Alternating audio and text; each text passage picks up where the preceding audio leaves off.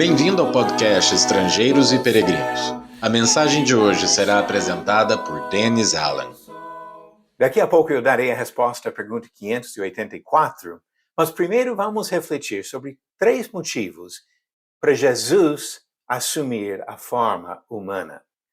A doutrina da encarnação de Cristo, a afirmação do Novo Testamento que Jesus assumiu a forma humana e habitou entre os seres humanos, é fundamental à fé cristã. A Bíblia toda, de Gênesis até Apocalipse, fala sobre a importância da vinda do Salvador em forma humana. O livro de Hebreus oferece 3 motivos para explicar por que a encarnação de Jesus foi necessária. Primeiro, Jesus assumiu a forma humana para ser um sacrifício adequado. Durante milhares de anos, Deus exigia o sacrifício de animais para fazer expiação pelos pecados dos humanos. Foi uma maneira de ensinar a consequência do pecado, que traz a morte e o derramamento de sangue. Mas aqueles sacrifícios não foram suficientes para purificar as almas humanas. Diz Hebreus capítulo 10, começando no versículo 3, entretanto, nesses sacrifícios ocorre recordação de pecados todos os anos, porque é impossível que o sangue de touros e de bodes remova pecados. Por isso, ao entrar no mundo, Cristo disse: sacrifício e oferta não quiseste, mas preparaste um corpo para mim. Jesus participou de carne e sangue para vencer o diabo e a morte e socorrer aqueles que viviam sujeitos à morte, como diz Hebreus 2, do versículo 14 ao 16. Segundo motivo, Jesus fez carne para mostrar como viver neste mundo. Diz Hebreus 4, versículo 15, que ele foi tentado em todas as coisas à nossa semelhança, mas sem pecado. Pedro disse em 1 Pedro capítulo 2, versículo 21, porque para isto mesmo vocês foram chamados, pois também Cristo sofreu no lugar de vocês, deixando exemplo para que vocês sigam os seus passos.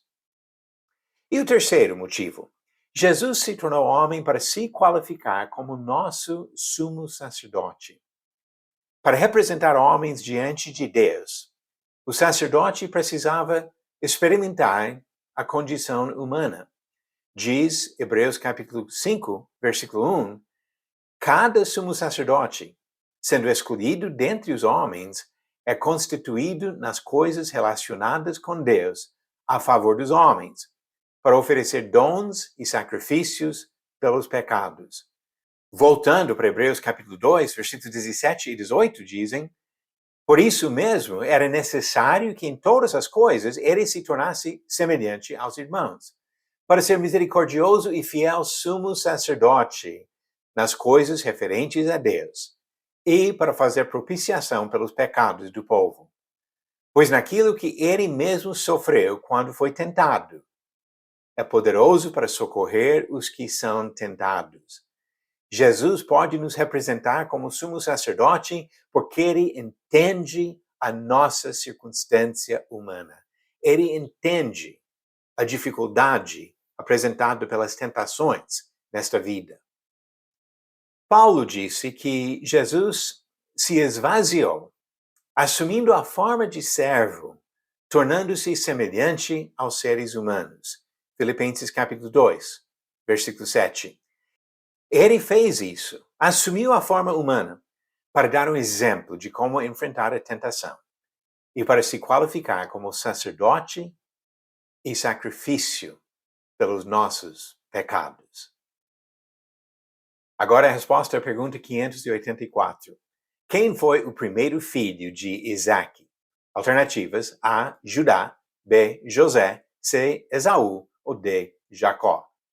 A resposta: primeiro filho de Isaque foi Esaú. Conforme diz Gênesis capítulo 25, versículo 25, nasceu o primeiro, ruivo, todo revestido de pelo. Por isso, deram-lhe o nome de Esaú. Jacó foi o segundo filho, irmão gêmeo, que nasceu alguns minutos depois. E a nova pergunta: qual homem algemado disse que a palavra de Deus não estava algemada? Alternativas: A. José, B. Tiago, C. Pedro ou D. Paulo. A resposta no final do episódio 586, Estrangeiros e Peregrinos. Não perca! Jesus assumiu a forma humana por 3 motivos. Ele é o sacrifício adequado, ele é o exemplo perfeito e ele é o sacerdote eterno para nos representar diante do Pai. Vamos aproveitar isso que Jesus fez para que possamos caminhar com ele nesta vida e permanecer com ele na eternidade. Obrigado por nos acompanhar nessa jornada pelas Escrituras. Volte amanhã para ouvir mais uma mensagem do podcast Estrangeiros e Peregrinos.